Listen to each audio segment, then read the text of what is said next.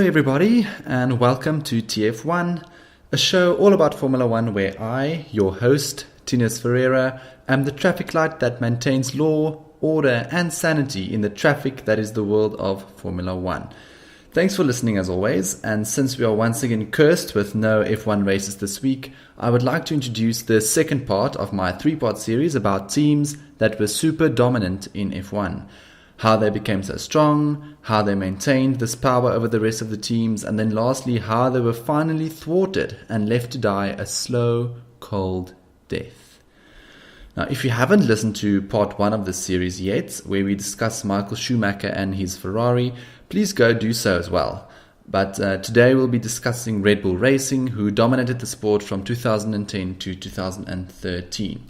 Now, a quick overview of basically that sort of period. Red Bull won 4 Drivers' Championships with Sebastian Vettel from 2010 to 2013, then also 4 Constructors' Championships over that same period, and then obviously won the 4 doubles as well with Sebastian and the Constructors, and on an overall level won 53% of the races over that period, which was actually quite surprising to me looking back, because I sort of remember them winning a much larger percentage of it, or it felt like that at least, when watching. But, as soon as I started investigating, that whole period and what happened over those years, it actually was quite interesting to see, how some of the other teams managed to beat them, and especially the races, because in qualifying Red Bull were incredibly strong. But yeah, let's get to that a bit later. So firstly, like in the first episode, I want to talk about just how Red Bull actually rose to that position of complete domination and then being such a powerhouse team in F1. And I think the best place to start there is just to talk about how, Red Bull is, an energy drinks company, not really a brand associated with motorsport necessarily. It wasn't really associated with motorsport at the time, but Dietrich Mateschitz, who's the CEO of Red Bull, decided at the end of 2004 that they want an entry in this team. It's a sport that they think that they would do well in, and that would do well for the brand that Red Bull was trying to create at that stage. It's sort of a extreme sports and a bit of an adrenaline junkie type brand that they were chasing after. So yeah, Red Bull bought the Jaguar racing team, a sort of team that was struggling, not really showing any results, and had some management issues. In any case, Red Bull bought that team at the end of 2004 with the idea of bringing that team up to the head of the Formula One pecking order. Now, I think, again, most importantly, what they started doing was obviously they hired a young guy called Christian Horner, who did very well in some different lower down formulae. I think he had some Formula 3 teams and did quite well in Formula 2. So they brought Christian Horner along to manage the new Red Bull Racing team. And then over the next few years, they sort of decided, and they sort of made a point of signing some interesting people, with the 2 main signings being obviously David Coulthard as a driver from McLaren after the 2004 season, and then Adrian Newey, the chief designer from McLaren. And I think this was the main signing that Red Bull were able to make, because Adrian Newey was at that stage already quite a legend in Formula One with some super innovative cars, and was regarded as one of the top aerodynamic specialists in the sport, having spent quite a few years at McLaren with David Coulthard. His cars basically were the only reason that Ferrari didn't have it all their own way in that extremely dominant period that they had, with Mika Häkkinen winning the World Championship in 1998 to 1999, mainly due to the fact that obviously Adrian Newey designed such a wonderful car for him. So the fact that they were able to get Adrian Newey, as still sort of a young team, a team that hasn't really proven itself, was a very, very important part in the puzzle that make up the story of Red Bull. So over the next, few years after 2004, so 2005, 6, 7, 8, they were, building the team, getting all of the structures in place, making sure they have the right people in the right roles. And you can see how their results were steadily improving, with Newey's cars really, really doing well, and, being very well designed and well thought out. But obviously Red Bull, being a new team, were still hampered with some operational issues and reliability issues. So, the first 3 or 4 years after buying over the Jaguar team were obviously still years of development and years of putting things in place. And then, you can see a trend evolving here in 2009. There was a massive change in the rules. The Formula One regulations moved away from the groove tires that they had in 2007 or just the previous few years up until, and then reintroduced the slick tire. So a slick tire is basically a completely smooth tire surface, and there are no grooves or any markings or patterns in the actual tread of the tire. And along with the slick tires, they introduced brand new front wings, brand new rear wings, and a higher rear diffuser. Now, this is very important because even though Red Bull were actually in 2009 ready to win the World Championship, there was a slight problem for them where another sort of, plucky little team brought back from the brink of bankruptcy called Brawn found a hole in the loophole in the regulations around the rear diffuser and fitted what they called a double diffuser. Now, I'm not going to go into the technical intricacies of what a double diffuser is and how it works, but just know that this double diffuser basically allowed them to generate a whole lot more of downforce than what any of the other teams were able to generate with their single diffuser. And this then meant that Brawn was way ahead of anyone else in the paddock in 2009. And then obviously throughout that 2009 season, the other teams ended up adding their own double diffusers. But by the time that everybody caught up with their designs, Brawn was way too far ahead, in the championship that year, even though Red Bull still won 6 out of the 17 races during that period. So Red Bull made a very, very strong comeback in the second half of the season to really claw back the initial advantage that Brawn had built up. But alas, Red Bull, even with their fancy new car, wasn't able to actually beat Brawn that year to the World Championship, and Jenson Button for Brawn won the Drivers' Championship as well. So yeah, that's basically a quick summary of how they got to, such a powerful position. And I guess now we can move on and actually discuss that period where from 2010 to 2013, where they were so dominant and, had the fastest car out and out basically every season. Now, just as I said that, we can talk about 2010, where, to be honest, they weren't really that dominant. 2010, the 2010 Formula One season is one of my favorite seasons that I've ever watched in Formula One. And, if you want to go read up and watch videos about the 2010 season, please go and do that, because, it was just this incredible period where there were 5 different drivers that were in contention for the championship, basically up until the bitter end. It was Sebastian Vettel and Mark Webber for Red Bull, and Lewis Hamilton and Jenson Button for McLaren, and then Fernando Alonso, who basically drove the wheels off a not very good Ferrari to be basically in the pole position to win that championship up until the last race. I think it was widely agreed that Red Bull had the best car, with especially over one lap where the car was just unbeatable during qualifying. It's just getting pole positions left, right, and center. But, despite that, there were still 4 drivers before the last race that was still in contention to win the World Championship. And, Vettel actually ended up snatching that title at the end, with Mark Webber, his teammate, and Fernando Alonso being the 2 main contenders before the race started. But some strategy errors by Ferrari and Red Bull led to Sebastian Vettel actually stealing that world title for Red Bull at the end, with Red Bull winning 9 out of the 19 races that they participated in that season. But surprisingly and astonishingly, took pole position 15 out of the 19 times. Now, the fact that Webber did sort of snatched that world championship from under Webber's nose was sort of the main reason that cracks started to appear in the driver relationship, especially in Turkey 2010, where they actually drove into each other and there was a massive fallout. But yeah, I think just important to note that the relationship between Vettel and Webber already started to be not that great, I think is the best way of putting it. Now, the next year in 2011 was a massive year for Red Bull. Adrian Newey, as aerodynamic tricks and his design basically took absolute center stage. He developed what they called a blown diffuser, which basically entails the exhaust gases being blown over the rear area of the car.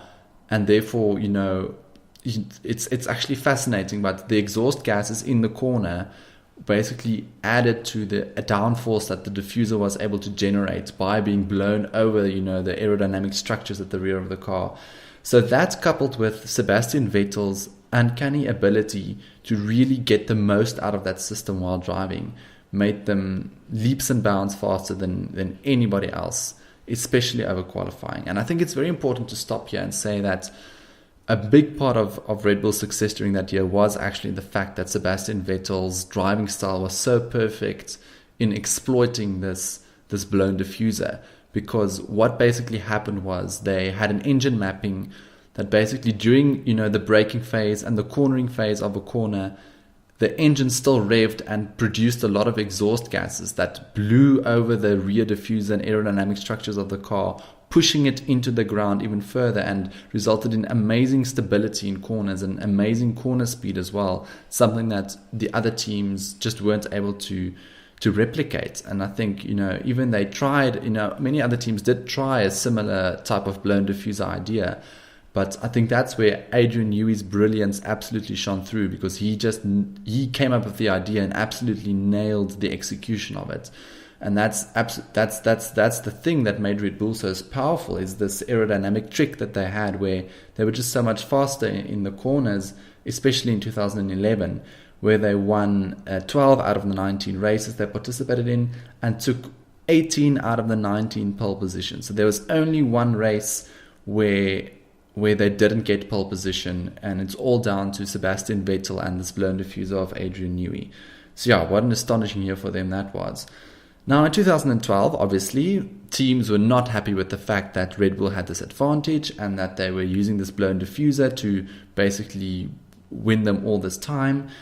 And in 2012, blown diffusers were effectively banned, which then obviously resulted in a large portion of Red Bull's advantage being removed. This led to the championship being much closer, but obviously, and of course, even despite the fact that the blown diffuser was no longer really allowed, and Adrian Newey's overall design philosophy and design of the car was still intrinsically strong for Red Bull.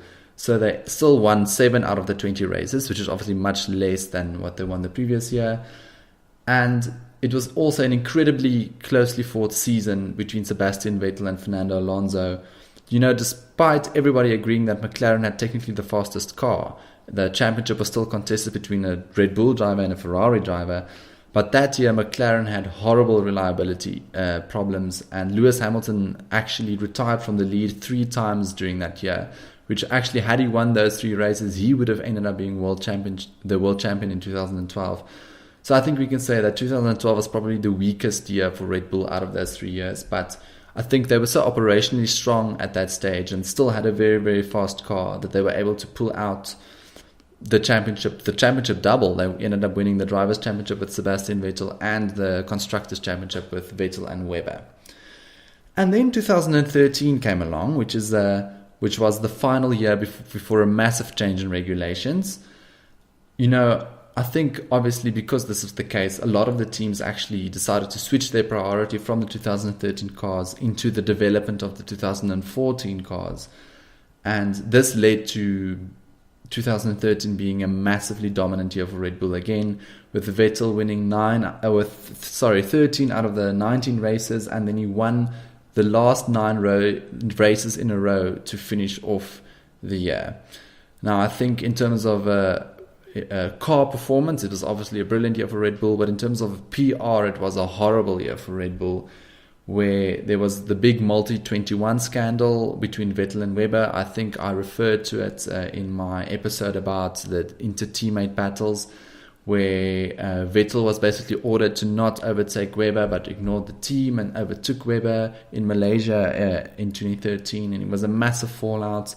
And then Red Bull just protected Vettel, and it just wasn't a good look for them at all, and really lost them a lot of support and fans during that season, especially given the fact that they're already dominating in such a large fashion. And as we all know, and as we can all now see with Mercedes at the moment, Formula One fans are just looking for an excuse to hate the team that's effectively ruling the roost at any given point in time. So I guess after 2013, that was, I guess, the last year where they were extremely dominant. And I guess, sorry, I'm saying I guess a lot. I guess at this point, it's best to talk about what made them so dominant. And throughout the summary that I just gave, I think the main thread is obviously Adrian Newey, who is regarded as the best aerodynamicist in the world. And he absolutely showed that when he built Red Bull, those incredible cars that they were able to win the championship with.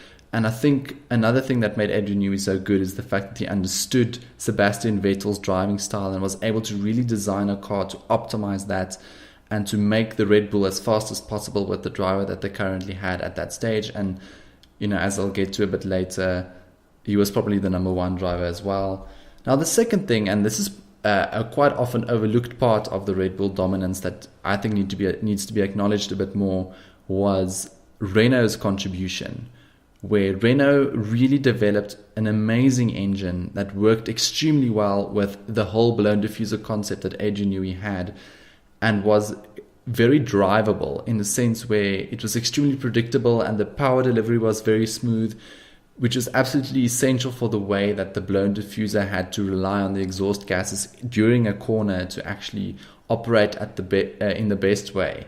So I think Renault needs a lot of credit for being able to develop an engine that really worked well with the aerodynamic concept and principles that Red Bull car had. Thirdly, I think we do need to say that Christian Horner was an extremely good manager of his people, and he was able to maintain a very consistent team in terms of very few people leaving the team. He was able to build a team from that 2004 season where they bought the Jaguar team into this massively strong group of people that were so efficient and so operationally effective that just became this race-winning machine during the early 2010s. And then lastly, I also think something that contributed to Red Bull's success was, I guess, a never confirmed strategy, but nevertheless, it was clear to see that there was a 1-2 hierarchy between the two drivers, where Sebastian Vettel was definitely favored by the team to win them those world championships, obviously much to Mark Webber's annoyance. But I think similar to what we saw with Ferrari in my previous episode, the fact that the team took this decision, I guess, made things a bit easier for them in terms of strategy, in terms of deciding what to do during a race. But then the downside of that was, and I think something that Ferrari didn't have as much with Barrichello, but the downside of that was Webber was constantly unhappy and there was always a bit of tension in the team, and it definitely wasn't a harmonious situation, especially near the end of the Vettel-Webber relationship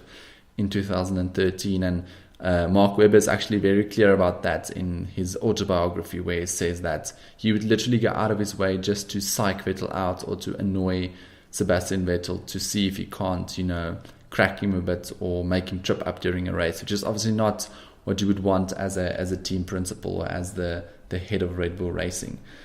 Now, I think it's probably best to discuss what led to Red Bull's downfall after that 2013 season. And I think the main thing was that 2014 had a massive regulatory change, with the main thing being a completely new hybrid engine, which Renault did not prepare for sufficiently. So Renault was the engine supplier for Red Bull at that stage, and Renault wasn't ready for this incredibly big engine regulation change, and that led to a whole host of reliability problems from the engine side, even though Red Bull were still strong on the aero side. So Adrian Newey was still the designer and still built a very, very good car from the aerodynamic side. It was just, the engine from Renault just wasn't powerful enough, it wasn't reliable enough. And then the Mercedes team basically just came and took everybody by storm with this complete package of engine and car and, mechanical grip and aerodynamic grip. And none of the teams were able to compete with that in 2014. And to be honest, this lack of engine performance has hounded Red Bull ever since. And at the moment, they are now actually using Honda engines after the relationship between Red Bull and Renault soured so incredibly that there were it was basically a massive public fallout between the head of Renault's engine, the head of Renault, Cyril Abiteboul, and Christian Horner, that they just couldn't work together anymore, and Red Bull then moved over to Honda as their engine supplier. So the team that made Sebastian Vettel has not quite yet been able to find that gold dust to get Verstappen on the top step, but I can guarantee you that Adrian Newey is still one of, probably if not the top aerodynamicists in the Formula 1 paddock. And I guess, ladies and gents, that's it for another TF1 episode. As always, please comment, leave a rating and subscribe if you enjoyed listening to me rabbiting on about race cars. And to be honest, I mean, who in the world can resist such a vibrant personality as myself? You can find us on YouTube, Apple Podcasts, Spotify, Spreaker, Overcast, Stitcher, and many more. I'm also on Twitter, where my handle is @TF1 Show, and on Instagram, where my handle is @the TF1 Show, if you are keen to connect and discuss all the happenings in F1. I'll see you all for the Canadian Grand Prix next week. Bye.